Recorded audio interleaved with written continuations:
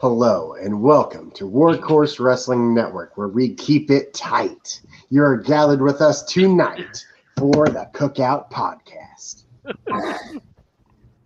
Where we keep it tight. All right. Welcome. Yes. We already have Dolores joining us. What's up?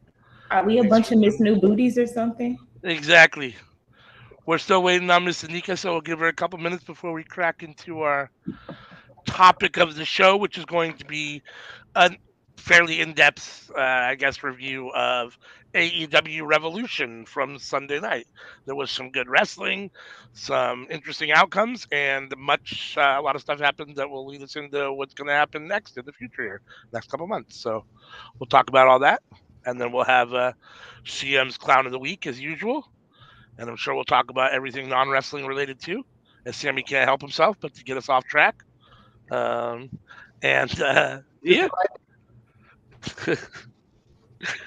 So, what y'all got to say? Me and Sammy just talked about Raw and NXT on All for Naught. We just recorded that right before this. Sam, you got anything you want to say? You didn't watch Raw or NXT, so you don't got nothing to say about either of them. You don't know nothing about nothing. Not about that shit. Don't want to know about that shit. Like, I mean, okay, so I'm not gonna lie and say I don't know anything. I just didn't watch it. I watched the Wrestle Talk review about it. I've seen different conspiracy theories about Sammy and Roman. Sammy and Jay and Roman, Jimmy Roman. So it's starting to feel like a crazy week already. Yeah, I watched Luke's review, and he was right. It was a fairly missable episode, but there was some stuff that was interesting. I yearn for the day that I can do. Oh, I'm sorry. Actually, I think it was Ollie this week when I could do as succinct a review as Ollie does and as short a time as he does. Like, because trying to review something that 3 hours in 5 or 10 minutes, it's a shit show on All for Naught. We try to do it in 27 minutes. Y'all, just remember, it is most of 50% of Raw is ads. 25% of what's left is talking. Just talk about the 25 of wrestling if it's decent. Right? That's like 20, 30 minutes there. It's not a lot. We basically just say, this is what they did. Good, bad, good. Okay, move on. Basically.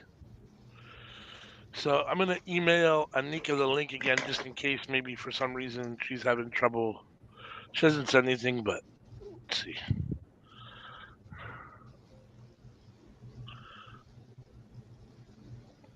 Wait. Oh, is that her? Here. All right.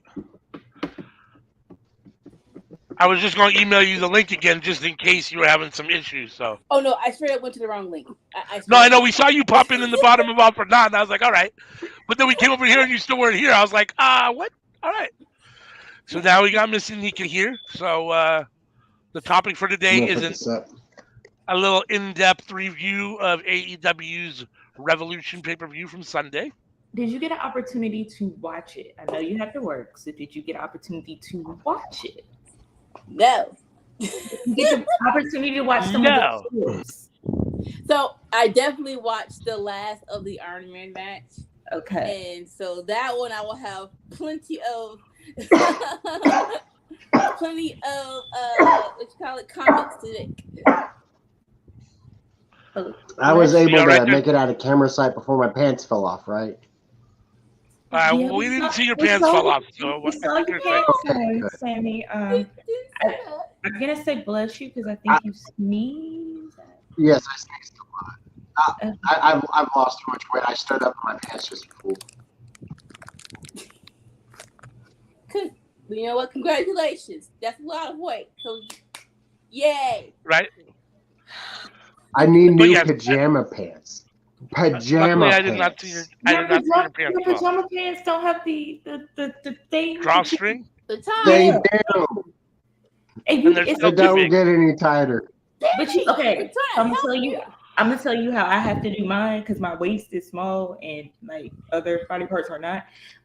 You gotta pull tight and then like tie it while you hold your breath so that when you breathe, you still have room, but they will not fall. You might look like Urkel for a little bit, but eventually your pants kind of like adjust and they kind of grow to fit over your head. Now the flip side of that is don't have to pee. Like if you have to really go and you're fumbling with it, something can happen. So I was like I mean, but if it's up high enough, he could just kind of like lower the flat part. Oh, you are a dude, so yeah, you probably do that. He's not like us girls. Like when guys had like when the onesie for guys trend was coming around, I was like, yes, I want you people to have to wear those things because peeing in those things is horrible. You gotta like take it completely off, and then you naked. And I think I could tighten it a bit more. So yeah, I will do that. Like it's not gonna fit on my waist regardless, but it could at least hug the hips enough to where they don't fall off. Yeah. You basically got to pull a Urkel for a little bit. That's the only way I can explain it. I have hips in the legs. Like I just need to tighten them up a bit. My waist. Yeah, it's hell to get things to fit. They don't ever fit properly. Once you finally stop losing weight, go see a tailor. That's about the only hope. That'll be your best friend. Yeah, because you'll find cute stuff, but it won't be in your size. But a tailor can fit it for you. Yes, they can. All right, so Revolution opened with 0 Hour on YouTube. They only had one match on this 0 Hour, which is a little different for them. Usually there's at least a couple. But this was Mark Briscoe and the Lucha Brothers versus Ari Daivari, Tony Nese, and Josh Woods, who were accompanied to the ring by Mark Sterling. I had Sarah about this being a bad match. Well, yeah. I mean, I'm not ever worried about the Lucha Bros, and Mark Briscoe always produces a good match. This was what I thought it would be. It was hard hitting. It was fast paced. Phoenix, always has great spots. He did take an ugly bump on that brain buster. I was a little worried about him for a second, but he survived. Yeah, I mean, honestly, this was a good match. I mean, I'm a little surprised it was on the 0 Hour, but I guess you have to put matches on the 0 Hour. So, but yeah, I mean, it seems a little odd that Lucha Brothers and Mark Briscoe are relegated to 0 Hour. I guess Mark's fairly new to AEW, so I guess maybe that's part of it. But Lucha Bros deserve to be on the main card for Revolution somewhere, goddammit. Yeah, and they haven't really built a story for Lucha Bros like that. That's true. And we don't know what's going on with Pat and if he's going to be back anytime soon. We're still trying to kind of phase in Mark Briscoe so that he can have his own self in the company without having to worry about anything from the past being said and all the things that have happened. So I didn't watch the match because, quite frankly, I kind of forgot about 0 Hour a little bit. But I never thought it would be a bad match. Like, even as much as I think Tony Nese, Josh Woods, and Arya Daivari need something else, they're also 3 really great, dependable workers. And if you give them any type of story, it's like Jeff Jarrett and Jay Lethal. If you give it a story, it works. Now, Dolores, don't be like bruh in True Hill Heat comments the other day with this whole "is it live?" and ended up finding out how live it was. We live. We are definitely live. We're just talking about Revolution because we needed a break from the list. Yeah. I feel like Fallout has not been as much as Brawl Out, but it's been some brawls. Well, we don't do a traditional review or preview show, so this is our chance to talk a little bit more about it. I feel like Mark could make his gimmick being book a tag partner Oh, you guys need a third for trios? Here's Mark Briscoe, best tag team partner in the biz. Come and book me, buddy. Now, I got 2 thoughts on that. So I rewatched the Rampage promo, and I didn't hear it the first time. So when I heard it the second time, I'm like, oh, because he was like, it was tag team, basically Royal Rumble, and he's like, I didn't know what was going on. I thought my brother was already out there. That's why I ran out there. He's like, oh wait, no, it's Dynamite. So I just saw I just saw Mike Sterling. I just started wailing on him, and so it's like, oh, don't do that. And then it's like, but you know what? Lucha Bros are with me, right? It's like, okay, so that's the best build you can get for less than a day, right? Basically. But for future reference, if they don't have FTR team up with Mark Briscoe in some kind of capacity, what the frick are we doing? Like, what the frick are we doing? I want FTR and Mark Briscoe go for the trios title. You don't have to win, but that should be a thing. I don't want Mark to be in a tag team. I feel like that will always be a comparison of, are they as good as the Briscoes? If they go back to the Briscoes, I want him to be able to build his own legacy. Like, I want him to be able to have his own legacy. I also do not want him teaming with FTR because FTR Bald won't shut the hell up and he annoys me. And I like Mark Briscoe. I want to be able to cheer for Mark Briscoe. I would like to see, in all honesty, somebody like Mark Briscoe take someone like Hook underneath their wings. Because I will always remember the cosmetically pleasing promo. So having somebody who is technically more cosmetically pleasing, but also teaching them like the psychology, the moves, the mindset, the grittiness. Like the other young boys are kind of doing their own thing. Like having Mark Briscoe there, that's like old ECW. I feel you on that, but I kind of think Jack Perry might be a better choice. Okay, so I'm gonna be real. I don't like that. Jack Perry ain't. I am a fan of Luke Perry. Luke Perry will always be Dylan McKay to me. I will always remember 90210. I will always get upset by that shit. I don't know if Jungle Boy has the personality to pull it off. He doesn't. I don't know if he has it in him. I think somebody, because you see how Yuta has kind of gravitated towards Claudio, and it's brought out like that meanness, and his promos have gotten better. Maybe putting Jack Perry in something like that, but just let Daniel Bryan beat the shit out of him a little bit until he has personality. But even with that, like, no offense, but he was with Captain Charisma for a full year, and we still couldn't get a personality out of him. Like, yeah, Chris was like, "Fuck your dead daddy. I'm gonna bang your mama. And you finna call me dad." And then he hesitated to hit him with a chair. Yeah, that's what he said. Vance has been said about my family, and I've had breaks. Like, come on. We're gonna talk about it later, but he could have said, "Never mind, I'll wait for it." Like, he could. There's always like bats and shit underneath the mat, underneath the ring. Apparently, there's a wild Danhauser. He could have pulled Danhauser from underneath the ring and hit him made him hit Christian. There was no personality. So, does everyone think he's the worst of the four pillars? Yes. He's good. He's a good wrestler. He could be a great wrestler.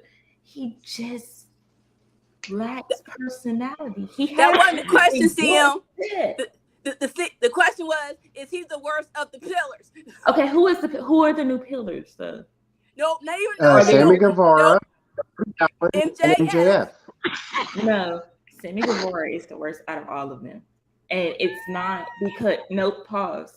It is because Sammy Guevara had almost everything and then he wasted it. And then when you start looking into him and you start like paying attention, he also doesn't have any personality except for I'm a douche. Now, I will Being say a this: douche the is whole silly. it's weird because before they publicized him and Ty, I was not that mad about Sammy, but it was just like whoever told him to do that, it wasn't even booked properly. It just hurt him so bad. It really did.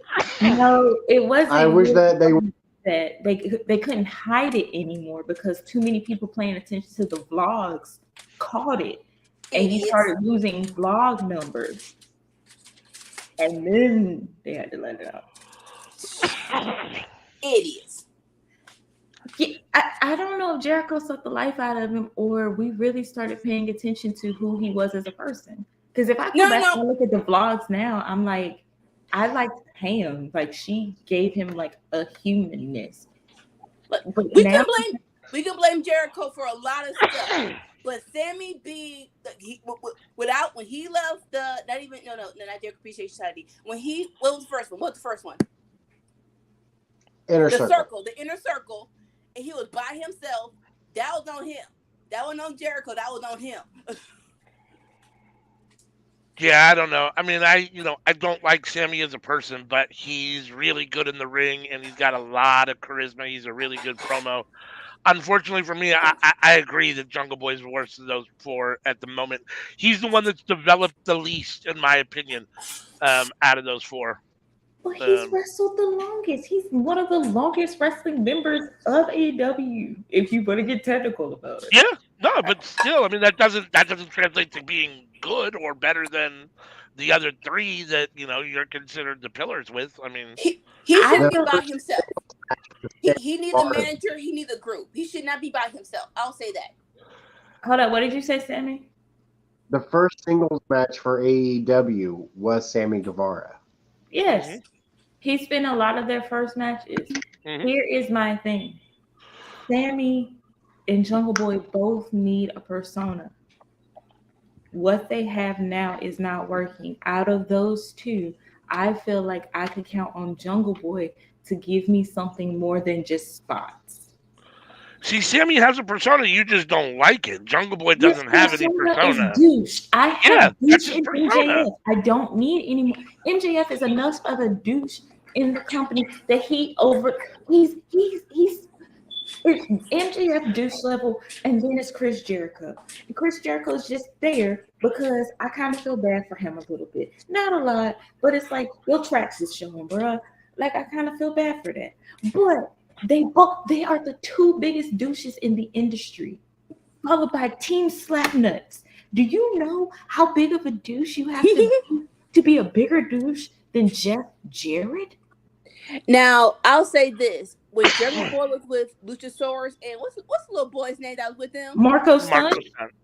I love them together. They should not have broken them up. Marco Stunt should be, like, if they were still together, I would love Jungle Boy. Like, he needs the faction back. Okay. There is something I think they could do that would help a lot. And a lot of people wouldn't like it, but I don't care. Like, if people really hated that much, just make Jungle Boy heel. And that is, I would like David Arquette to be his manager. I'm going to put off the screen. You could have said Freddie Prinze. Okay, I'm going to be real. Dolores, this is me being real and 100%. Wardlow. I want Uncle Dave.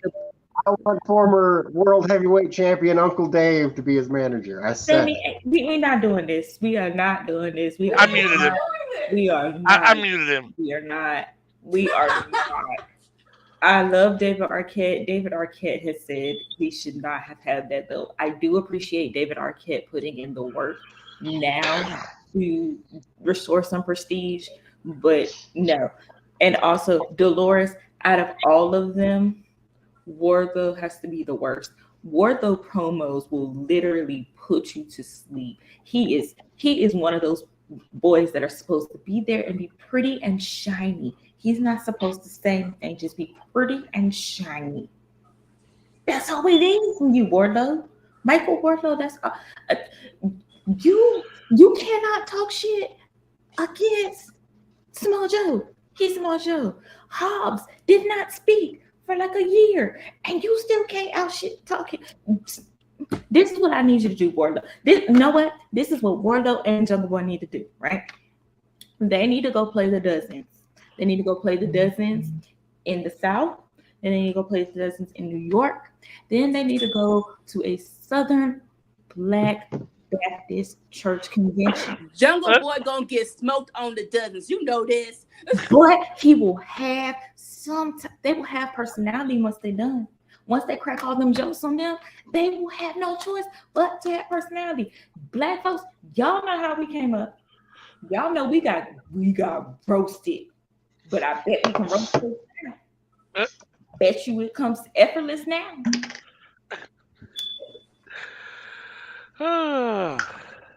Ain't no way in the Blue Blaze deal. I think the best Wardlow was when he was in a tag team with not tag team, a trio with FTR for like 2 matches. The way I see it is that in order to be a really good wrestler and in order to be even considered to be able to hold the title, you have to be able to do all of the aspects of the thing you're trying to do. You should be able to wrestle well. You should be able to speak well. You look good. All those things. And Wardlow doesn't wrestle well and he doesn't speak well. So as far as I'm concerned, he's been way over pushed. He shouldn't have been a title holder ever. I'd rather just not see him on my TV. Honestly, I just wish he kind of go away. I don't have any use for him. Mm-hmm. So that's 0 Hour. Then the card started with Jericho and Ricky Starks. For which I was so terrified because I really thought Chris Jericho was going to win. I was ready to cry. Me and Sam, we were shook. We were scared. We were just a ball of worry, just all night over so many different matches. Because like leading into it, it was like, oh well, it's gonna be this, it's gonna be this, and then the day of, it's like, oh no, they could actually do this. They could do this. They could do it. Oh God, we were prepared though. We were prepared. Like if Jericho won, we going into the show, prepared ourselves. Flat Nuts are gonna fucking win, and I was just so worried. I think I would have taken Team Slapnuts winning better than Jericho beating Starks. I could have dealt with Team. I would too. But so being real and being honest, the match was actually good. It's better than I thought it would be. It shows that Ricky Starks can pull a good match out of out of shape, liposuction, ab sculpted. He's wearing Chris Jericho. And it's over. It's over. Hopefully it's over. I hope it's over. Hold on. I'm scared that we keep getting so excited about it being over that it's not going to be over. Bruh. Is Jericho really wanting to lose a third time?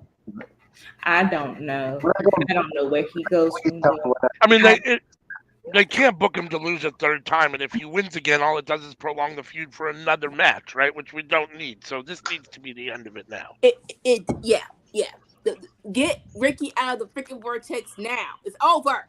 So the question becomes, where do you want to see Ricky next? What is the next thing you want to see for Ricky Starks right now? Not around facing there. Hobbs. Boom. Yeah, it's already like let Hobbs. No. Yes, because use your words. Because we have a new TNT champion, I would like Hobbs to beat Wardlow, and we can go from there. Yes. Mm-hmm. But the thing is, Ricky Starks versus Samoa Joe for the ROH title big enough for Ricky, or does he need to be in a bigger picture? This why Joe should have won the freaking belt. But whatever, y'all go. Ricky needs to be the one to beat MJF for that belt. You think that's going to happen, though, right now? I don't think it's going to happen right now. I think what we need to position Ricky to do is either have him feud with Hobbs over the TNT belt or have him win the All Oceans belt and go hog wild. I wouldn't mind seeing him and Orange Cassidy in a little feud. I think that could be good for that All Oceans belt. You just want. I you just think want that Ocho to belt lose. needs to go to somebody who goes international. Yeah. I think Takeshi At is least- a real good candidate for Yes. that, for the next person to hold that title. I thought he was going to beat Orange when he faced Orange for it, and then he lost, and I was like, what the hell are you doing, Tony? Orange been doing good. Orange been doing a good job. I wouldn't have booked that match so soon. So like if rematch, I'm all for. But yeah, don't book that match too soon. Let to catch this first win be for the belt. I would have done like that. Yeah, I mean, I thought that I this think match. that I think he needs that belt. I was gonna say, I thought that this match did a good job, even though CM has her opinion of Jericho. People still like Jericho. People still come to see Jericho, and Ricky Starks winning a second time is another big win for Ricky. It's more momentum. It's another indication that they're pushing him in the right direction. Hopefully, they do something right with him after this. That's the key. All these are very nice moments, but can we please build up to something? Yeah. Let's see. Then we had the aforementioned Jungle Boy versus Christian Cage. And they're calling it a last burial match. I'll call it a casket match. Obviously, we know Jack Perry won. I thought this was a really good match. I thought the two of these guys have good chemistry. Thought it was a good match. I love Christian's sleeveless turtleneck. Dr. Turtleneck. I thought the shirt was amazing. Christian's amazing in general. Yeah, I mean, I don't know what there is to say. I don't know what you guys got to say about this match, but I thought it was really good. I didn't want him to look because losing means that Christian Cage is not on my TV for a very long period of time, and I didn't want that for my life. That's why I didn't want him to lose. Yeah. Now, going forward, I think this was my least favorite match on the card. really Ooh, wow. Interesting. continue with words. But to be fair, every match on this card was a banger. This wasn't your most favorite. I'll take that. It was my least favorite, but they were all good. Look, I just would like to say, whoever reverse engineered the Cody Vader, suck down, Right? like it was like a bank shoot. That was a great visual. I watched that shit. Oh, like had a rough Suck Monday. the casket down. Like, doggone it, we still have this thing. We got He didn't, reverse he, this. he Doggone. didn't even fasten it. Hopefully Christian was good in there. Right? So he closed the thing and just ain't nothing. Like, I was for a good minute. It was a good match. I did not think Jungle Boy was gonna win. Really? I didn't either. I thought he was gonna lose because he didn't have like that instinct to take out Christian. Now to that point, I think before he should have closed the casket, I don't know the exact words, but something around this phrase of "You are not my daddy," but tell him how when you see him. Bam! Like something like that. And we gonna go full. I will flip the switch and do what needs to be done. Go all the way. Not him being conflicted.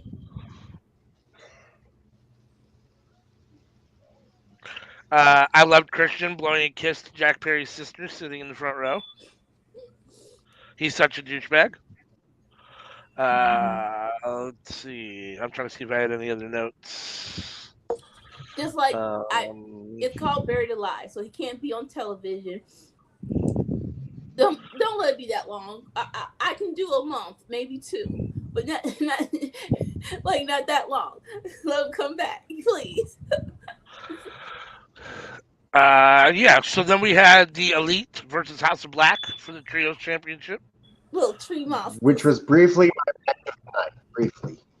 Briefly match of the night. Yeah, this was a really good match. I mean, you should expect it to be really good. You got 6 really good wrestlers in the ring. 2 really good teams, and I mean, it delivered for it was exactly what I wanted it to be. I guess I'm okay with House of Black winning. I mean, it doesn't. I'm ready for them to be the. Well, I'm ready for them to be the trios champion. I guess it seems like a very weird short run for the Elite. I don't know. It's kind of odd. But I guess hey, if Kenny's going to WWE and the Bucks are doing something else, then well, I guess we'll see what happens. I'm not gonna say all that, but I don't think that would have out like the whole 7 series with the Lucha Bros. They should have won that. They should have just lost. Let them just lose. So when the House of Black versus Lucha Bros and the Bastard, which could also be a banger, like that could be at least a longer reign in my mind, I guess. But yeah. I'm gonna be upset if Omega is leaving to do anything other than reform the Golden Lovers. I don't think WWE will allow that to happen. I don't think WWE's audience is progressive enough to have that be a thing. And I don't think if you sign Kenny Omega and Kota Ibushi and they can't go to Saudi Arabia, what are you signing them for? All right, so 2 things. Vince is back, so my hope has lessened if he wasn't back, because there was a time where Triple H was trying to get a deal with New Japan, and not to overrun New Japan, but a nice deal, right? That's now so. In 2 months before this, I would have been like, you know what? They could have negotiated a contract where he goes to Japan to do some stuff and comes back, because I think that's the most important thing to Kenny, if I'm not mistaken, that he wants to do New Japan, matches as well as be in America. But I don't think that was more so the case of why they lost the belts. They just I want to say SP3 said it. When Kenny and the Young Bucks came back, they just don't have a storyline, which is very weird. Not very weird, but all right, they're back. Can we get some kind of progressive something? Even though, they don't need it 25% of it, but it'd be nice if we have a story. For us to care. There we go. For us to care about these matches a little bit more. Yeah. I think what stood out for me is that I'm really interested in Buddy Matthews versus Kenny Omega. I think that match. Can we please let loose on Buddy Matthews? It's not like he's been here, but we haven't saw fully what Kenny. Well, Kenny. Sorry, that what Buddy Matthews could do. I remember when Buddy Matthews and Malachi Black was first on the main roster, and yeah, they almost overdid it. But those 3 matches they had, you just felt like V triggers and off the top rope. Okay, these people can go. I want that version of Buddy Matthews in AEW. Let them freaking go. I agree. What do you guys think? I will take the V trigger accidentally. All out. You said I'm giving Tony Khan till all out.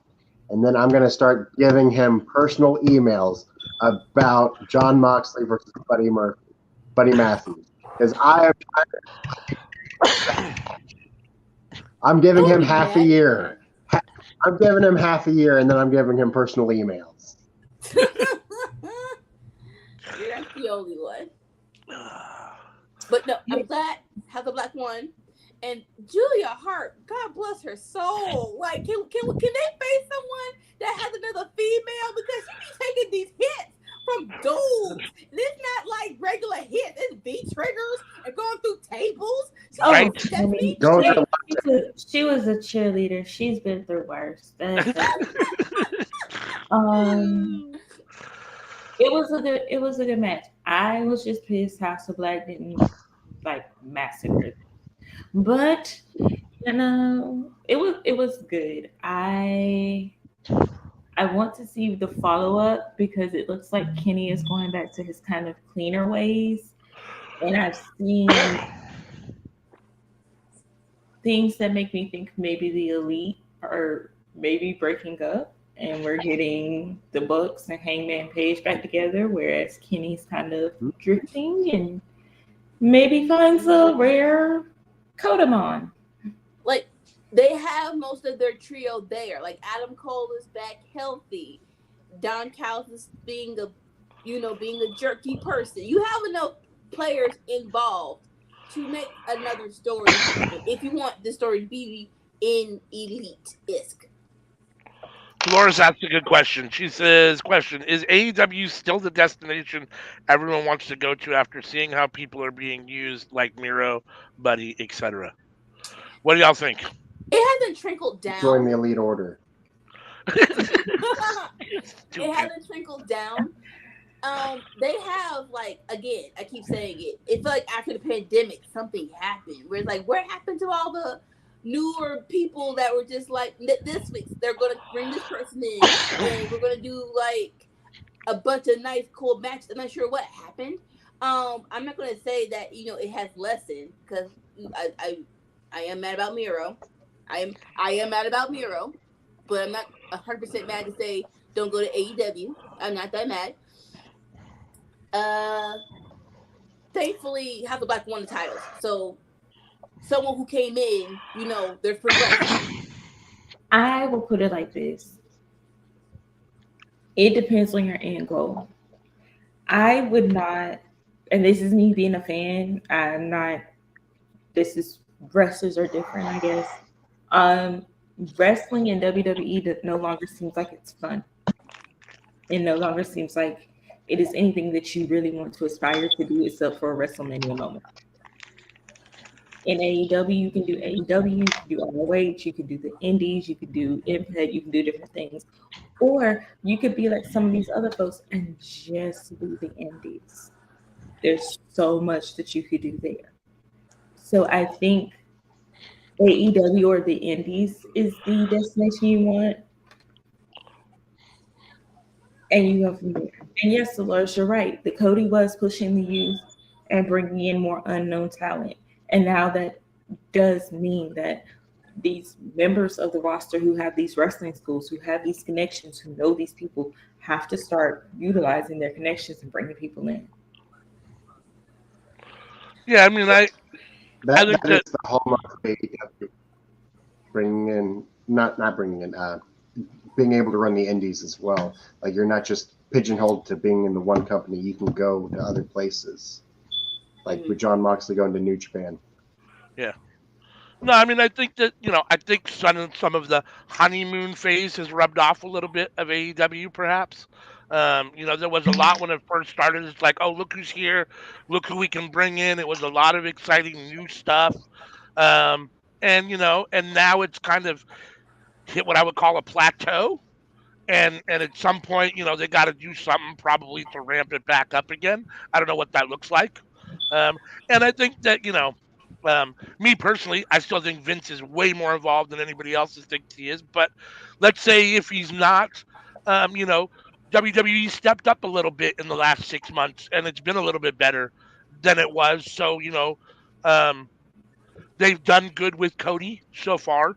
So it shows that they're willing to take back somebody that was AEW and still give them a push and make them a main eventer for their company. So, they've done a couple things that show that they're willing to work a little bit. And there's been some talk about maybe WWE eventually, opening that forbidden door a little bit, a crack, maybe, perhaps. Who knows? We'll see. But yeah, I still think CM's right. If your goal is to work with a bunch of different people in a bunch of different places, AEW is still the destination. I think, like I said, some of the honeymoons wore off. I think some of the shines wore off a little bit. Maybe the grass isn't quite as green as it was in the very beginning. But I think CHK needs to take, like, people. I'm not sure people about downplayed it or it wasn't a big enough story. But the Young Bucks and Omega and Cody losing their EVP status really has damaged the product. And they've been like, whoa, no, nothing's changed. Yes, it has changed. And CHK needs to realize, but baby, boo boo, you can have the final word, but you need help. You can't do this by yourself. Like, I'd love to be a fly on the wall to know what's actually gone down. And I know people have their opinions and there's inside, stuff or whatever, but just to see exactly what's gone down. Has Tony really said, okay, I'm taking over? Have the Bucks said, hey, we want to do other stuff where we're not really interested in doing this on a day-to-day basis. We don't want to run a fucking wrestling promotion. We want to be wrestlers. You know what I'm saying? Like, I don't know. Cody wanted to go back to WWE and main event WrestleMania and win that title. So, I don't know how much of this has been kind of put on Tony's shoulders because they've decided, hey, fuck, maybe we don't like those roles per se like that. I don't know, but it seems like when they came together, it was for the first, I guess what was it? Was All In was the very first independent show that led to AEW ultimately forming. It was all these guys working together and wanting to be there and wanting to book matches for that show and had this idea of what they had, and they came together and they created that. And then I feel like some of these guys maybe just lost interest in wanting to do that. I mean, I don't know. I don't know. And kind of left some of the ball in Tony's court to say, hey, you also have to take into account while Matt and Nick and Kenny have lost the EVP roles that they had when they came in, they've started doing other things. Other members of the day ones and some of the later days folks have taken prominent positions where they kind of needed to be. And they have the people where they need them to be in order for the company to be effective. The problem is Tony Khan is not a booker and he is very limited in his skills. So in order for us to see progress, we're going to need another person. And I will be right back in a few. Yep. Yeah. Like, I'll just say this, like, if they still had a nice stock and claim in the company, I don't think we'll be hearing all these rumors of, oh, they're entertaining the possibility, oh, they're contract negotiations. Like, I don't think it'll be that big of a deal if everything was all good in the hood. That's what I'm saying. No, I tend to agree with you. At the same time, I like I was saying, I can see why the wrestlers, you know what I mean? The wrestlers are not guys that necessarily want to be, bookers or backstage managers or any of those kind of things. Like, we want to wrestle. That's all we want to do. That's all we really care about. You know what I mean? So I could see how, like, okay, this is cool for a little while. I'm good with this. We'll help out. We'll give our, input, whatever. But eventually where we're done with these kind of EVP backstage roles, we're ready to just be wrestlers again, I don't, maybe I'm wrong. I could be wrong. That's why I'd love to be a fly on the wall. But we can move on to the next match, and CM can join in when she wants. So the next match was Jamie Hayter. So people that due to the fact of Cody. So we got MJF, Wardlow, Ricky Starks, and who else do you guys think might hop over to WWE since Cody did? Sammy Guevara. Oh, these are all Cody guys. They're on the Rose to the Top reality show. And Jay if Jericho goes, Hager and Sammy would go too. But like, I know they're cool, but Sammy is a Cody guy. Do not be mistaken about that. He is a Cody guy.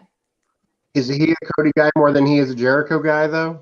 Oh yes, that's why he had a double high TNT title in the first place. He lost to Cody twice, and that was the last match Cody had. So most definitely, if Cody gets a call to they told back and bring 3 dudes in. You want to come over?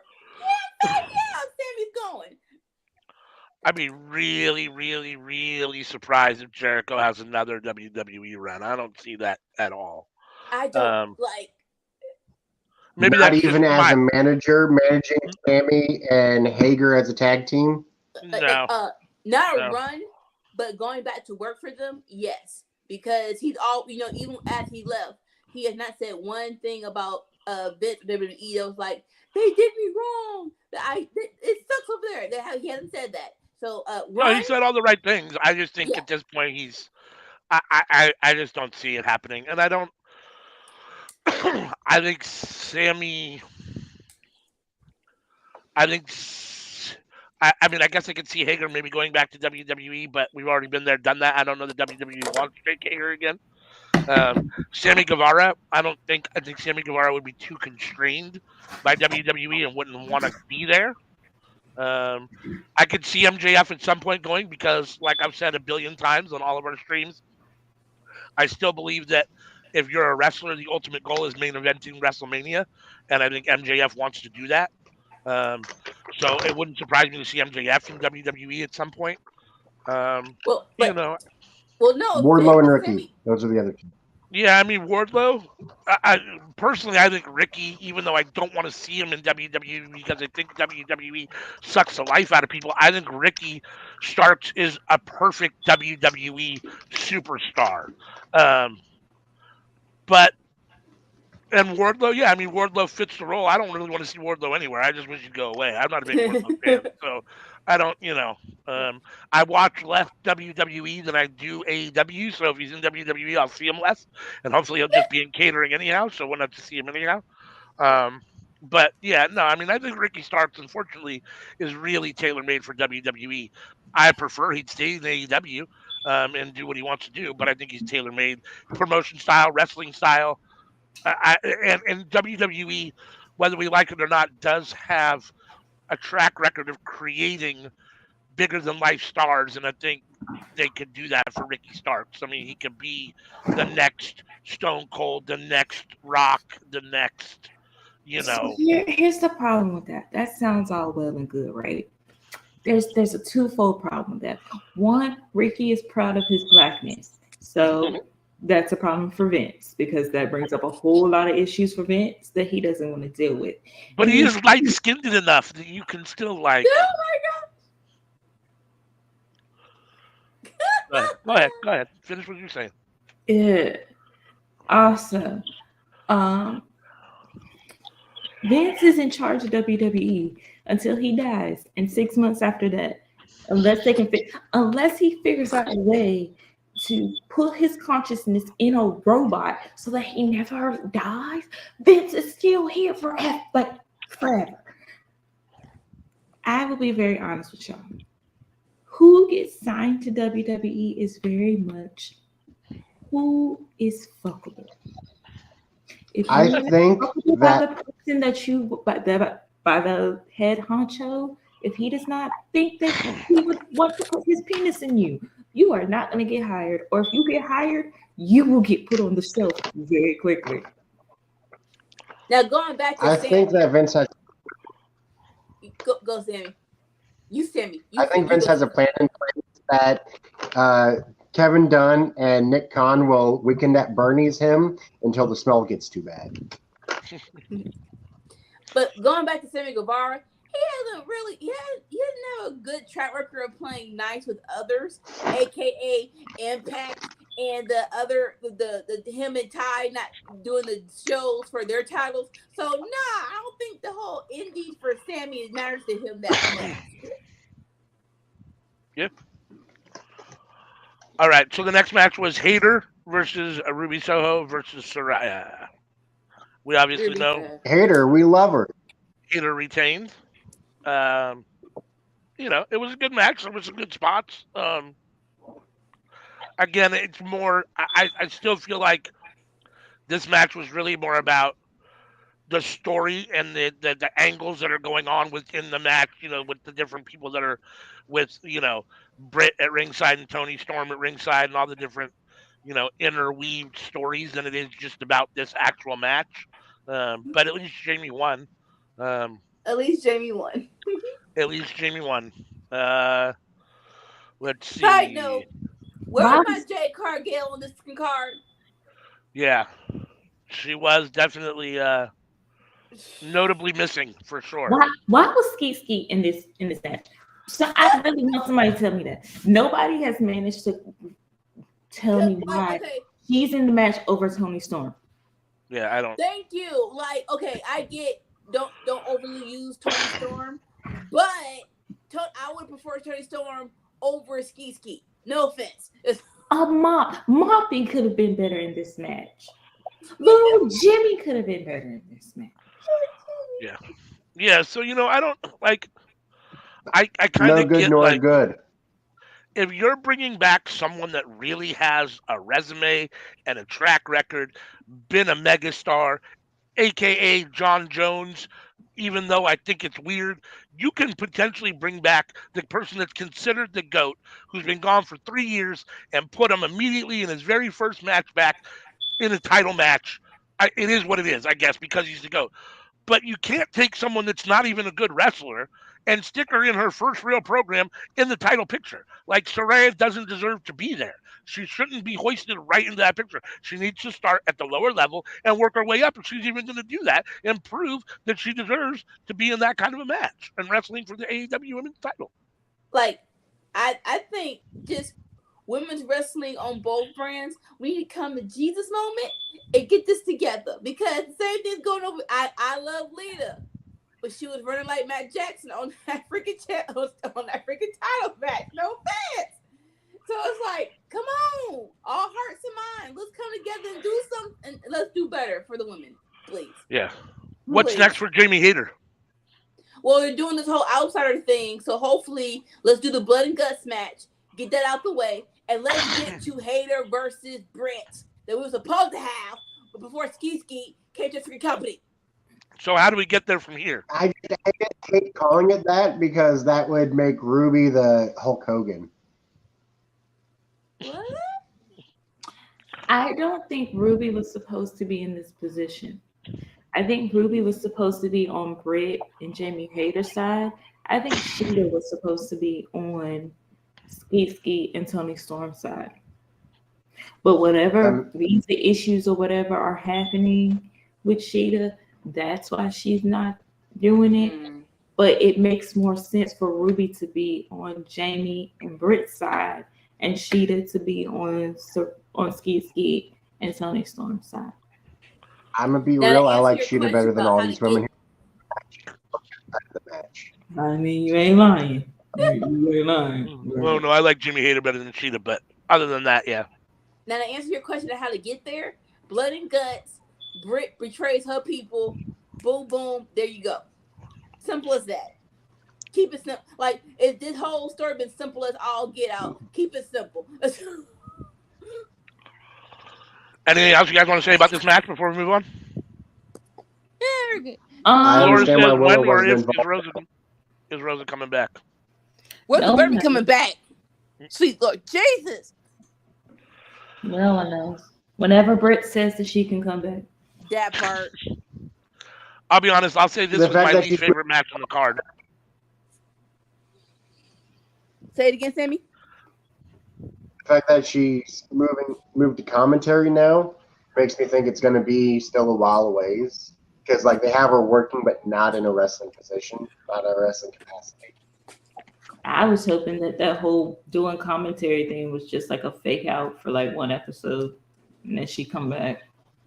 I mean, the story's there for her to come back. Let her be the last member of AEW Originals for the Blood and Guts. Yeah. Let her be on the Outsiders just so she can hear her. Britt goes nuts at Rosa anytime she can, and I just want her to realize eventually she's not going to be the apple of Tony Khan's eye, and Rosa is trained to be an actual fighter. Yeah. Let's see. Moving on, we had Moxley versus Paige in the Texas Death Match. Blood. So much blood. So much blood. Oh, we is this the one that we timed? Yes. Yeah. You said like 3 minutes and some change. Yeah, it was like 3 minutes and 23 seconds before Moxley started to bleed. Yeah. We had to. Over or under 5 minutes that Mox bleeds, and I said it's going to be about 3 minutes when he starts bleeding. It was 3 minutes and like 3 seconds, because right when Sammy was like, "Oh, I guess it's going to be longer," that's when he started to bleed. I'm not sure if I should be impressed or disappointed. I'm going to go with impressed, because 3 minutes is yeah. That's yeah. I mean, this match is what I expected it to be, a bloody mess. You know, I mean, both guys are really good. Both guys can wrestle. You know, there were some really good spots. I still don't, I'll never understand why somebody wraps barbed wire around themselves before they use it. Like, I'll never get that, but because it's going to fuck you up much, right? Like, I guess like thinking there's going to be more force on like the hit. Yeah. I guess. Never yourself around the people. No, it's a very dumb idea. But I also think that this was one of the best matches of the night. We really don't give Mox props for being a technician, but Mox. He Yeah. trained with Barnett in Las Vegas. Like, If it wasn't for the main event, this would have been the match of the night. yeah. Except This for the is Iron Man one match, of- which is probably the greatest Iron Man match ever. Well, we'll get to that. But other than that, this would be the best match on the card. Like, it's top 10 AEW matches. I think that's probably Of fair. I mean, all AEW matches, I have this in my top 10 AEW matches. I'd have to sit And down and it's look not at a even list of number matches to see. But yeah, I mean, Now we'll say This was a solid fucking show. Who's ready for BCC to turn full heel? I am. yeah, I'm ready for that. I'm ready for that. Daniel said, "Come over, let's do this." Yeah. Like, I saw people online giving this like 2 stars, and I'm Wow. They suck dick. I guess Have you it. said- They thought They suck whole grateful dick for that shit. I mean, I suppose if you don't like, violence and bloody death matches, it is what it is. But you still have to Why give would you watch a Texas death match? and you still, even if you don't like it, you still have to be able to give people credit for doing a good job. Like, there's no way that's a 2-star match. I mean, that's at least a 4-star match, if not 5. I mean, the entire pay-per-view 2 stars. oh damn, the entire pay-per-view. I think people online are full of shit. Well, of course they are, and people online say shit just to stir up shit anyhow, right? Like, They gotta be WWE stands. let's see. Anything that stood out for you guys about this match besides anything we talked about? What about Storytelling. Knox lost by submission. Yeah, And that's his first submission loss in AEW, isn't it? I believe that's correct. Yeah. In fact, it's his first submission loss in over a decade. Oh wow. Okay. His last one was in 2012. No, I thought it was cool. Apparently. Last time Paige was pissed because Mox won with the wrestling move, and now this time Mox is going to be pissed because Paige won with his choke. Choke him out. Are we going to get another match, or is it over? I think it's over. Well, of course we're going to get one, but not soon. It's going to happen later on. You think so? I think it's over. I think for we're done. Over for now. Over for now. All right. Moving right along. Then we had Samoa Joe versus Wardlow. Swear to God, if we can. Endings happening like this. That's the feud we need. What? With House of Black being the baby faces. You were breaking up a little. I didn't catch all of what you said. I'm sorry. House of Black versus BCC with House of Black being the baby faces. Yeah, I don't. How can you have a group that's called the House of Black that wears evil masks to the ring and talks about how dark they are be faces? Like, that doesn't fucking work. Like, what the fuck? You can't. But they don't talk Ask about Cody. Maybe how you'd know. evil they are. They're just nice little tree monsters. That's all they are. Just nice little tree monsters. Just nice little tree monsters. I just don't see. Allow me to point out that this is going to be controversial. Folks don't like the Church of Satan, but the Satanists have a strong stance against really horrific things that other people don't take strong stances to. I mean, if we're going by that, the House of Black hasn't really done anything bad. MJF has a new villain story for everything. He's an evil, manipulative liar, and people love him. So House of Black could easily be faces. Easily. Here's my concern. If you make House of Black a face faction, I feel like they start to become the Dark Order. They become this kind of like tweener. potentially comedy type thing that lighthearted and not the dark, mysterious what they're supposed to be. I mean, Make them tweeners. that's Like, okay, I make them guess. tweeners. That's okay. Or even as faces, they could still be dark and mysterious. They just don't have to, kick off people's entire faces. They could be like the people who did nearly hit the sneak in. They could be nearly kicking someone's face off. Could have, but I didn't. They never be light-hearted. They should always be black-hearted. Yeah, I the only way I see that working is if they're tweeners. I just don't see the House of Black as being that faction. Just I don't see it as being able to be a face. And nor do we want them to be full baby face. I do not. I let them just the way they are right now. Little tree monsters that just will kick everybody's face in who's in their way. That's how you do it. We're not trying to cause chaos sporadically. You're in our way. We're going to bow you down. Period. Yeah. So back to Joe and Wardlow. Anything anyone wants to say on Joe and Wardlow? I was not here. Why? Why did Wardlow win? Why? There is no freaking reason he should have freaking won. The king of television should have been freaking Joe. Jesus! God! Maybe because they want Hobbs to beat Wardlow. You do a three-way then. I'm tired of Wardlow. I'm sorry. I agree. I'm tired of Wardlow too. I blame MJF. I wholeheartedly blame MJF. The dumb how he didn't get on the plane. But we had to face facts. His time. As long as Hobbs wins tomorrow. Not going to say his time has passed, but he needs to be rebuilt. And putting the title on him is not going to help matters. I don't know what you can do with Wardlow. I don't know how you can rebuild him. I think the best thing Wardlow did was just be MJF's muscle in the background and keep his mouth shut and look like a big scary guy. Like once he actually started wrestling and talking, it was all downhill, and it's been all downhill. I don't know why they put the belt on him again.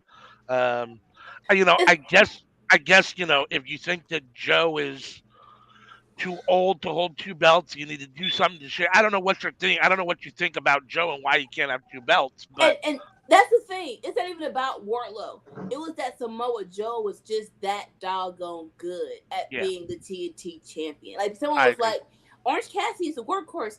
He is, but Joe been doing real work bringing back that TNT title. Like I loved his thing with him and Little Dead Boy, Little Dead. I love that. I loved his matches with sporadic people. I think he could have this feels like what they did to Miro. Where they let Miro drop the belt. You didn't have anything for him, and now he's no longer on my TV. Yeah. I need Samoa Joe on my TV on a monthly basis, 2 times out of the freaking month at least. And I'm very scared that because he didn't have the belt, I'm not going to see him anymore. It makes me sad. Move on. Yeah, you're going to have to watch Ring of Honor to see him. I nobody paying that. I got 20 subscriptions. I got 20 download subscriptions. Girl, you know there's a will, there's a way. All right, so let's see. Then we moving on. Here we go. The Guns versus Slapnuts, Lethal Slapnuts versus the Acclaimed versus Orangehausen, I guess is what Triple H or Sid calls him. SP3 calls him. In hindsight, honestly, I had said that I thought that maybe the women's title match was my least favorite match of the night. But by far, I forgot about this match. This was my least favorite match of the night. This was definitely my least favorite match of the night. I thought the best part about this match was when FTR came out at the end. And hopefully we get FTR to beat the Guns and be champions. I actually love this match. This match was one of my favorite matches of the night. Not that bad. Yeah, no, I thought it was. I was very underwhelmed. The Acclaimed are just. I think they're. I don't know. I feel like they've now plateaued or on a decline. Jeff Jarrett. The fact that Jay Lethal is fucking stuck with Jeff Jarrett just makes me sick to my stomach. The Guns, I like the Guns, but I saw them as a transitional champion, and now they've already retained twice. And I don't like Danhausen or Orange Cassidy, so they don't do anything for me. So none of these teams really do much for me, so I don't really care. I would say this: how it was set up really sucks. There was no reason the Guns should have beat the Acclaim. There is no reason. There is no absolute freaking reason they should have the Acclaim should not have walked into Revolution as champs. That's number one. If they were still champs, this would have had more heat to it. Definitely. Yeah. And I hate CHK for this. It feels like sometimes his end goal overrides the destination. Where it's like, oh, FTR's coming, so Acclaim can't be champs. So the gun, put him on the gun. I'm like, no. I'm like this. No, the Guns are not ready to be champs. They never were ready to be champs. And someone else talk, because now I have.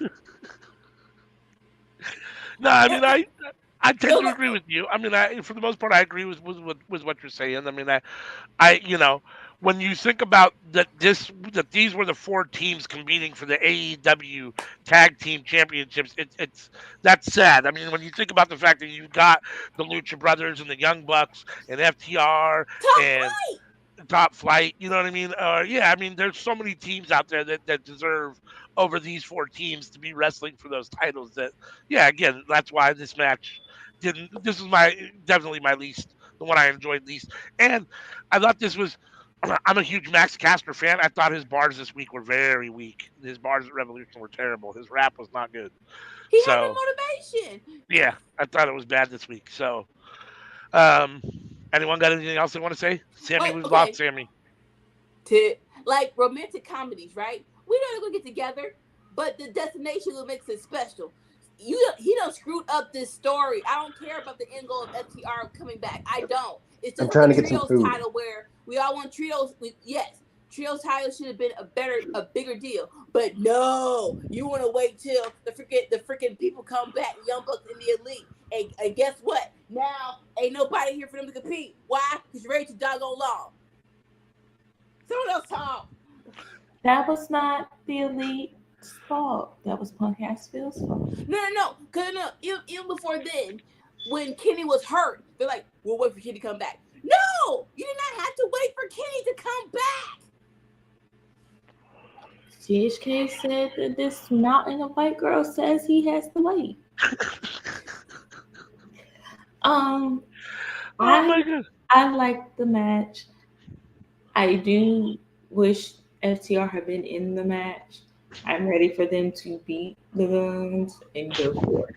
Oh my God. So that's all I got. I have to tell you guys this comment I'm reading. I'm looking here at some results here. It's got most notable comments and observations. What is this? Is this Bleacher Report? I think this might be Bleacher Report.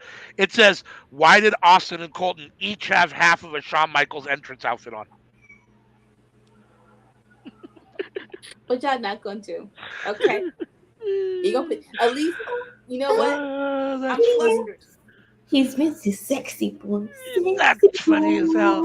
Put his cell phone and go give the charisma he had. I'll say that. Okay. Yeah, watch the tapes. What you say? Okay.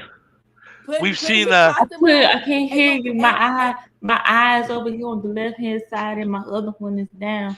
So what did you say? Putting his costume on and gonna give you his charisma, just like making you wear pink and gonna give you Bret Hart's professionalism in the ring. Okay. Don't be talking about HBK's eyes, you hater. What's the matter? Your eyes fucked up too? That's fucked up. You know what? Moving on. Having to wear glasses is different than going from fine ass Shawn Michaels to what the fuck, Michael Hickenbottom. You know what? He looked very nice today in his burgundy and brown. He looked very nice. I ain't gonna watch that shit. So good shit. I was still okay. Don't be mad at me. That your sexy boy turned out to be Michael Hickenbottom. Okay, so Michael okay. Hickenbottom versus Brett. Brett got him a just keep your fine hat black on, woman, and and Sean has. we've seen a lot of famouses from Billy Gunn over the years. Just Is keep the your one hat he did on. to Satnam sing the worst ever? Yeah. But I don't think that's any fault of Billy's. I think Satnam was up a little bit too high because Billy's a tall man, but the differential. He just wasn't just right. But it still was good. I'm just like, guns. Y'all just don't want your daddy to procreate no more. Dang. Right. Wait a minute, that's Team Slapnut's job. It's in their name to slap nuts. Like, I don't understand. All right, I'll say this: Austin Gunn really did have charisma to be a top star. I wouldn't put because he doesn't look exactly like his daddy, so I would put the gun on his name. I would just let him come out as his own entity and see how he, drop him in the water, see how good he is by himself. But because he's a gun, that's a little more pressure on him. I don't know. Dolores says, side note, I need to learn how to faint like that. Tonight I could. Tonight was like a soap opera for NXT. Hey. We gotta go to Stand and Deliver. We need a story. We're gonna give you a story, unlike people who want to put the tag division like garbage now. Hater. All right, I don't know where Sammy went to, but I guess we're not gonna get his comments on this because he said he's going to get food. Yeah, I know, but he's been gone too long. So, here we go, Sammy. All right, you got comments on that? Go ahead, give us all your punching. Yeah. That's all I wanted. Say that again. Danhausen doing the orange punch to Satnam Singh's penis. Yeah, that was cool. That was funny. Friggin' berries. It's whatever you want to call it. Like, besides the Guns, all three teams had the charisma to pull this off. I think take the Guns out and put FTR in. This would have been a more awesome match. 3 things are for certain: death, taxes, and Sammy eating on stream. So I had a problem. My grapefruit was frozen over on the top, and I was trying to break through the ice, and it was just too difficult. So instead, I grabbed beans. You trying to eat? Why would you trying to eat frozen okra in the first place, boo boo? Beans, magical fruit. Grapefruit. All right. Grapefruit, not okra. Oh, I heard okra. Sammy, you got anything else you want to say about the 4-way for the tag team titles? Well, I liked it. I thought it was entertaining. I laughed. I cried. And I got a baby mama. It was a fun night. I'm lying about that last part. I just thought I'd add it in. All right. So moving on to our last match of the night, MJF versus Bryan Danielson in the Iron Man match for the AEW World Championship. What did y'all think about this match? I said it earlier. I'm going to say it now. You can say whatever you want, Mr. Nika. I already know what you're going to say. It's the greatest Iron Man match of all time. So, question. What? Kurt Angle versus HBK. That wasn't an Iron Man in any of those 3 matches? I don't think so. But there was one. The second one, they were talking about the other one being Kurt Angle and, oh my God, I don't remember. It wasn't Brock. It was someone else. Yeah, no, I think it might have been Brock. Are you sure? I swear, I think SP3 said that this was his favorite Iron Man match, or that it was his new best Iron Man match of all time. After I think he said Brock and Kurt. I'd have to watch Brock Lesnar and Kurt Angle in the Iron Man match again because I don't really remember that. So I guess maybe it's unfair to say it's the best one that I've ever seen, but recency bias tells me it's the best one I've ever seen. That match was fucking insane. I would the one I was hearing, the one that popped up to me was brain fart. Sasha versus Bailey. I know it's only 30 minutes, but I think that would probably be a top 1 or 2. So I would definitely go back and see that and compare those two. The thing about me with iron matches is we got beef. We have beef. I have beef. Okay, as a person who lives in a small town, and you have wrestling companies come in, and this is during the Attitude Era, right? Where it's like 50. If you didn't like 5 acts, like you're a fan of at least 5 acts, right? But no, they want to come to my town and do an Iron Man match. So you gonna make me watch only 2 people for a whole entire hour? You people suck. Now, to bypass that, I only caught the tail end of it. I caught the overtime. And the overtime, it was playing in the movie theaters. It was me and the other dudes just losing our freaking minds. It was good. I wanted Daniel Bryan to win.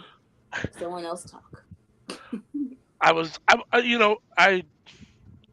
a huge Daniel Bryan or Bryan Danielson fan.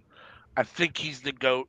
I think he's proved he's the GOAT recently. At the same time, I'm not mad with MJF winning here. I think it's better for storyline. MJF should hold the title for a little while here. They didn't have to do this match right away. They could have waited and put this match in 6 months and then have Danielson win, or something like that. But I thought they all left it out there. I thought, MJF is great. Poured the drink on the little kid. That was okay. I think this is the best match that AEW has had that didn't have the Young Bucks in it. That's what I'll say. Yes. I'll say this. MJF was not at fault. It was that chick who was at fault. As soon as he grabbed your cup, you should have shouted, "It's not water!" before he threw it. Because what? You really thought he was going to drink. Pause. He grabbed the cup. Hold on. 2 things. 1, ALW, are you forgetting Speedball versus Josh Alexander and their Iron Man match? Yes, I think this was better. Yeah. Ooh. Just a little bit. Just a little. I think you on something. Yeah. And 2,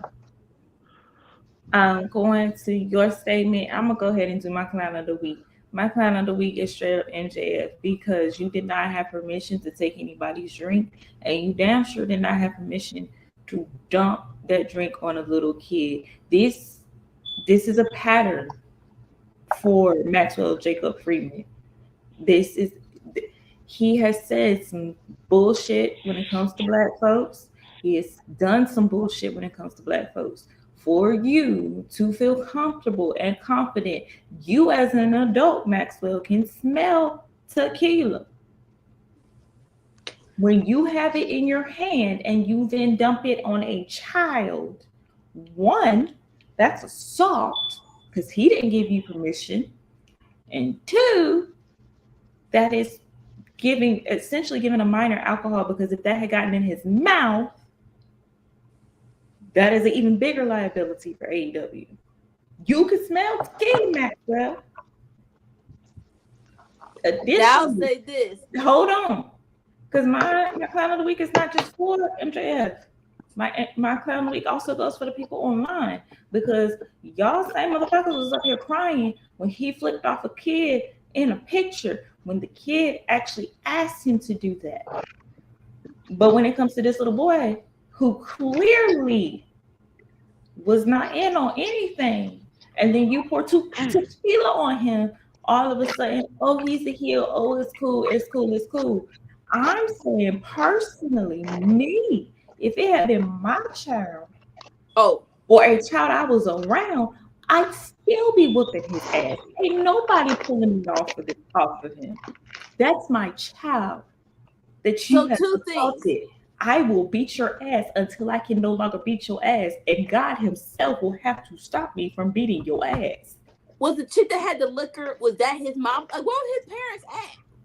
They're saying allegedly that was his mother, but we also see that she was not sober.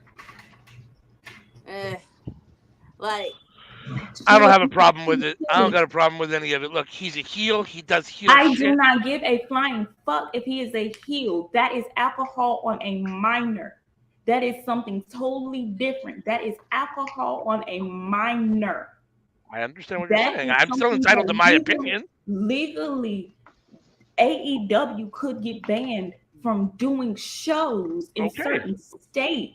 Well, that's a choice that they chose to make. I mean, that's a choice that whatever. I mean, that it is what it is. I mean, it happened. I mean, if you go to a wrestling show and you sit in the front row and you talk shit to these guys, chances are good they're going to interact with you in somehow. Now, is he right for pouring tequila on a little kid? Obviously not. At the same time, you get what you get. You come to the show, you harass these guys. You want that interaction.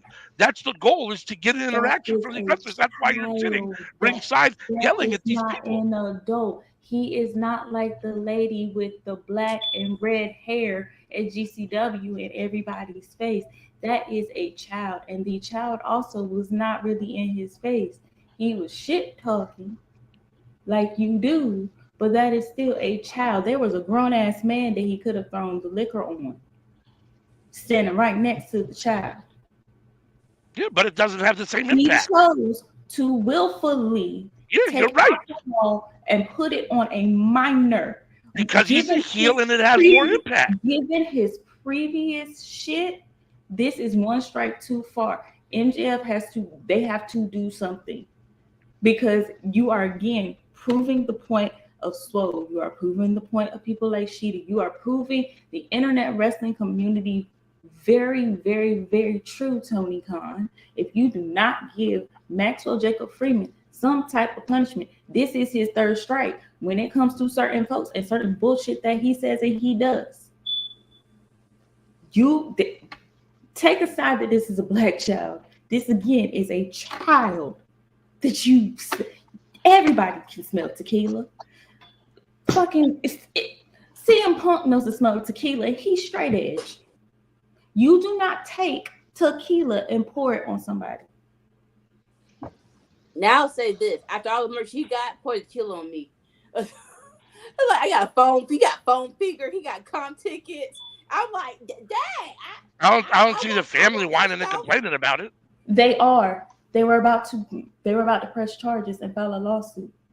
They are lucky they have Amanda Hubert on their PR team to come out there and speak to these folks, parents to parent.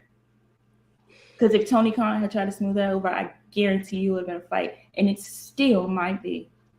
Because, again, that is liquor on a minor. That is the major problem. That is liquor on a minor. That could cause so many repercussions that folks are not considering. Fuck him being a heel. That is liquor on a minor on international TV. Not just Dynamite. That's international TV. Now I doubt he does it again. I really doubt he does it again to any kid. Like, if he does it again, well, because it's like if he does it again, this should happen. But is that? Because MJF is that dude who doesn't give a flying. So there has to be a conversation. Kids are off limits. Go, Sammy. I'm not sure how to feel because I was about that age when I had tequila thrown on me, but I was in Mexico, so. It's so many questions. You just gonna be bombshelling people like, okay, fine, let's go for it. Number one, why was you in Mexico as a child? Let's go. Family vacation. Vacation. Who threw the tequila? Oh. It might have been a fight. And tequila might have got thrown. I was just in my own little world and just tequila on me. Okay. Well. But you're good. You're okay. You didn't get my eyes. Free. That was fine. If it got in my eyes, I would have been pissed. See, at least the little boy got comp tickets in the phone finger. Sammy over here ain't got jack. Just tequila in his face. Well, this was also 20 years ago, so. But still, I feel like people gave less of a shit about you being offended. Caden is a different story. Caden is a unique. Caden is Caden. Caden is Caden. Let's just put it that. Let's just put it like that. Caden is better than Louis. So doesn't take much. I'm a good egg, so I'm not sure about that. All right, so past this, MJF's champ. I don't know how to feel because before he was champ, he said who was going to face, right? And we know that the storyline is he's going to have the belt throughout 2024. It's very unlikely he's going to drop the belt. So where do we go from here? Who is his next challenger? And should he keep the belt? I know that the bidding war of 2024, but it is so hard to be a champ for a year. Look at Roman. No offense, we was all gun ho of this dude should drop it until Sammy came into the picture and we were out, and then we finally got out of the Brock Lesnar vortex. So what should happen next? I'm guessing Hangman Page. Yeah, which doesn't really do a whole lot for me. I mean, I get tired of seeing. I mean, you think about the guys that are really lined up in position to wrestle him next would be, an Omega, a Hangman Page, but I don't want to necessarily see those guys again. They've been dominating that top level so far. I mean, I don't know. Inject some new blood. I mean, like you said, Ricky Starks at some point. I don't think he's ready yet, but down the road, Ricky Starks at some point. I mean, I'd love to see, maybe Miro come out of the woodwork and I don't know, something with MJF, right? I mean, I don't know. That's the thing. That's the thing. I think he should drop the belt at least once before 2024. Now, Samoa Joe is right over here. I'd love to see Samoa Joe and MJF. That'd be awesome. We still got to address the push of him being a security guard, and Joe is a perfect tweener. He's the back. No. We can finesse this very well. We all love Joe is that dude. He will get chanted. So that can perfectly be the next challenger, and he can perfectly lose. And I will perfectly fine with that scenario. Yeah, I mean, I don't know. What about who? What about Wardlow? No! Versus MJF? What about who? Wardlow. Wardlow beat him the last time. Didn't we just spend like 20 minutes talking about why Wardlow shouldn't? Yeah, shouldn't even be on TV, and now you want him in the title? No. I'm saying that. No. I cannot deal. I can't deal with another Wardlow. I can't. I'm sorry. That's Sammy don't do that to me. No. Are we trying to name people to beat MJF? Because that's a different story. It'd actually be entertaining if that part, or have like the possibility of. Real legitimate question. What was Bryan Danielson's second fall? I know his first one was the submission, and then it seemed like there was a glitch, and it added a second fall to him when MJF got his 2 back-to-backs with the pins. So what was Bryan's second fall? I'm trying to find the low blow. Yeah. The low blow probably was the second. The low blow was before that, I thought. And I thought that was MJF on Danielson. Like, did I glitch out and miss a part of it? Because I remember the submission, and then I remember him getting low blow, getting 2, and the graphic said 2. Okay. Yeah. Thank you, Dolores. Thank you. But the DQ typically goes to Danielson though too, right? Yeah, that would count as a for Danielson.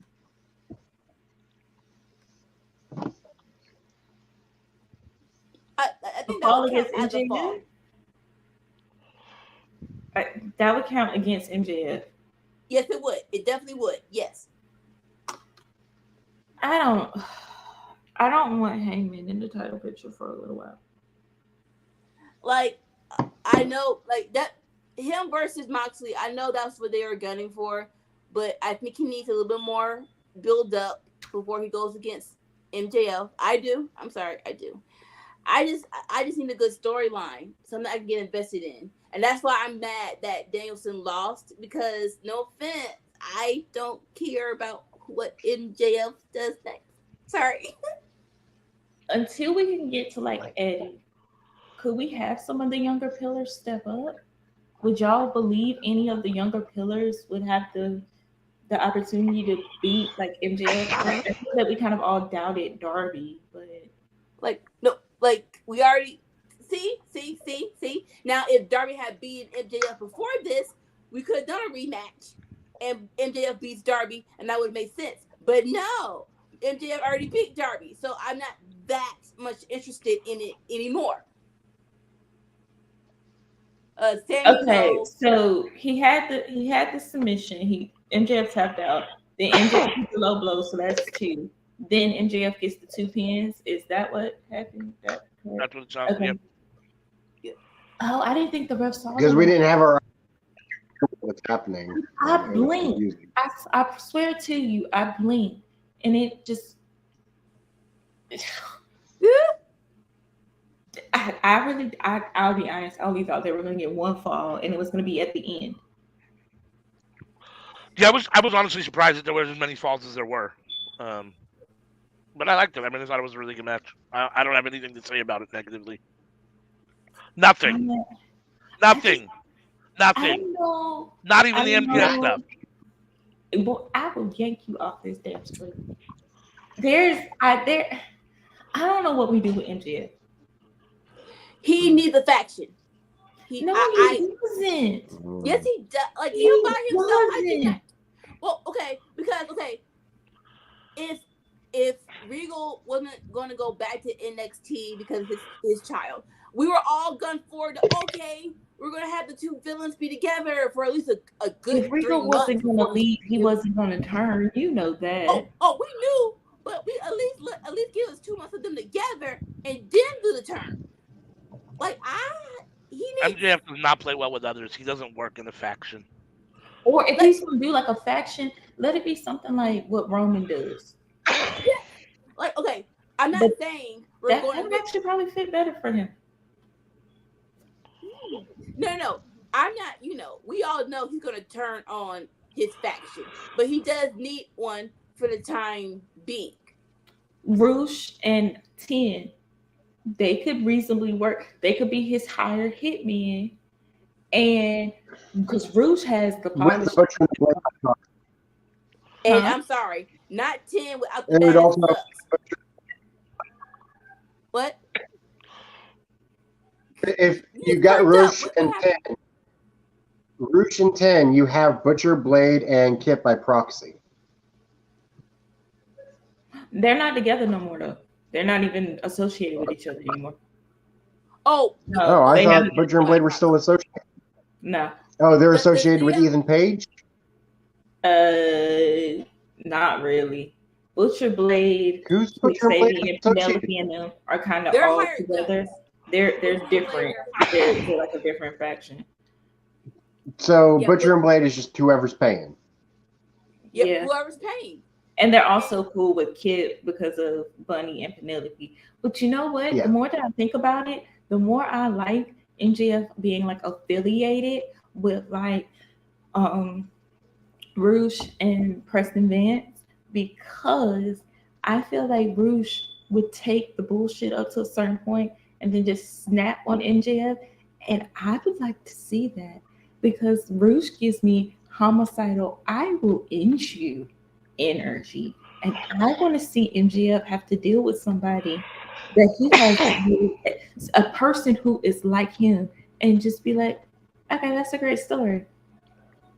And where he just all of a sudden grabs the nearest object and tries to beat the person to death with whatever the nearest object is. It doesn't matter if it's a finger or sponge cake or whatever. Just the nearest thing, grab it, just, and afterwards just like, now that we have that out of the way, what did you need? See, boom. And like I said, they don't have to be completed together. He has money. Hire guns. Simple as that. You know what? Book it. That I see. CHK? I see a bad faction where MJF is paying everybody to just do his dirty work, but not a real faction where they're like united and actually working together per se. Like, perfect. Yes, perfect. Kind of like what Stokely's group started off as. Yeah, but they and broke it. Look, I don't care. I like it. I like the fact that Stokely Hathaway, like a few weeks ago, was trying to shoot his shot, and Mariah Carey. That was me. I like this thing that he's kind of doing. Hook. I like it. The match for me, minus that very big legal ramification that is coming. That it was a good match. I asked Sammy as the match was ending, like, what happens if they stay tied? Like, doesn't it go to the champ? And then he had to cheat to beat Brian. But it also made sense to me why they paid so much attention to him being on the outside drinking the water, and why the ref would go over there like the first 2 times, but the last time, thinking that he was doing the drinking of the water again, didn't go check. I was like, oh, okay, I get that. I understand that. And let's be clear, he did not go the full hour. A low blow is him cheating. Okay? So, come on. He proved Danielson wrong. No, he didn't. A low blow is cheating. And the oxygen tank is this icing on a freaking cake.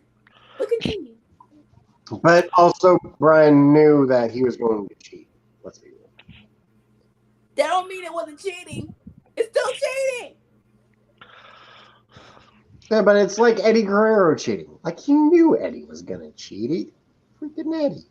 But it's still well, no, do not compare him. We love when Eddie cheats. That's okay. It is different because we like it when one of them does it, not when the other one. Because you do it with flair. If you're going to do it with flair.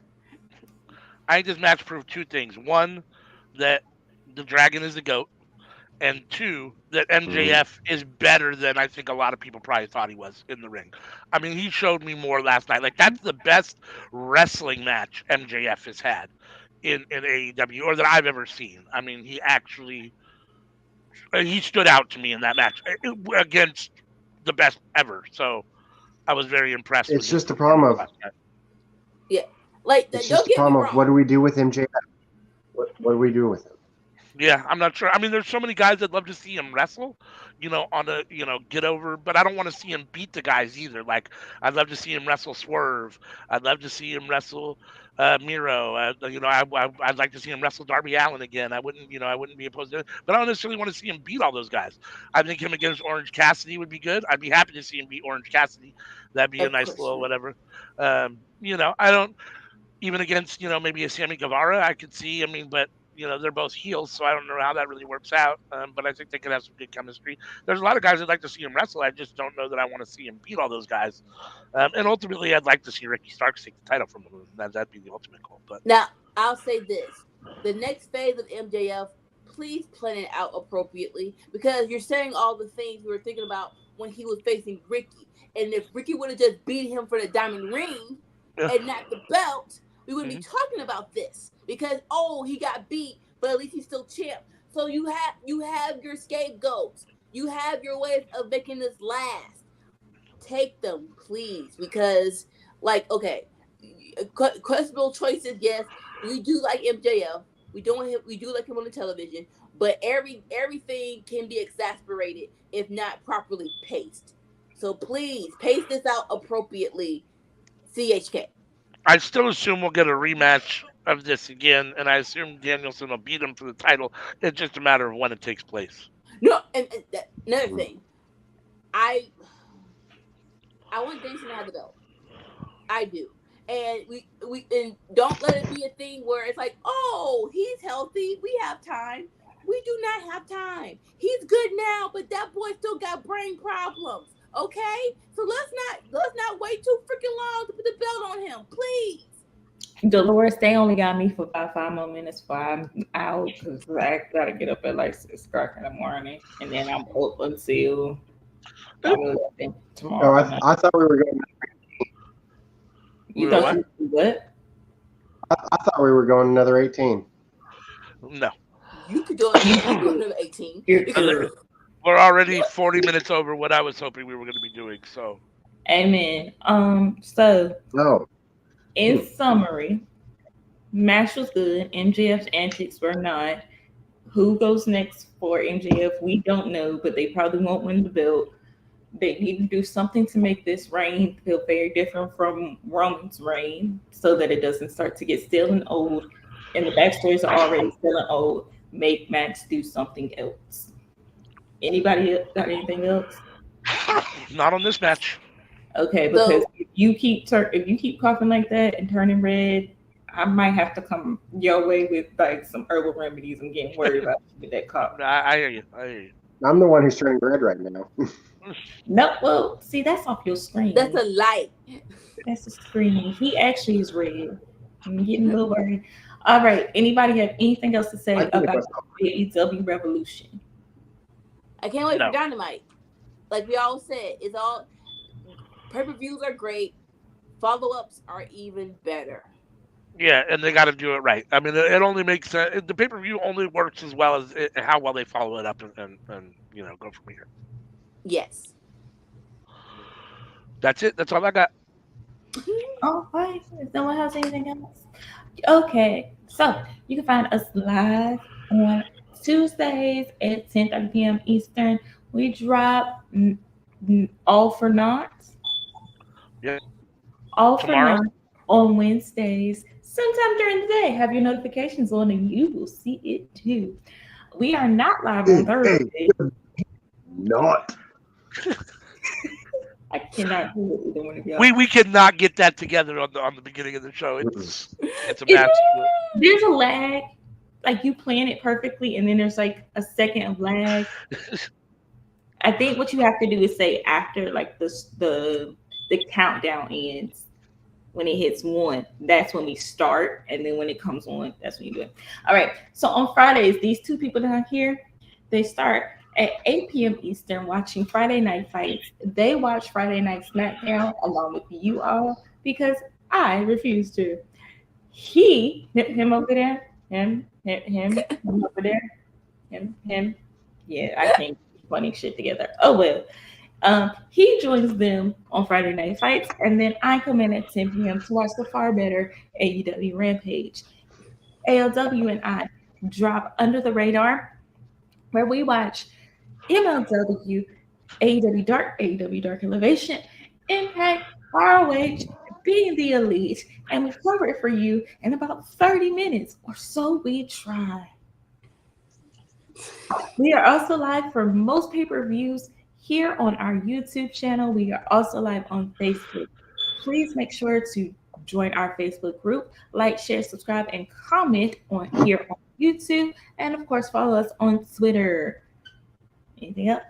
Nope. Dolores, love you too. We will catch you all later, good peoples. Peace. Peace. Bye.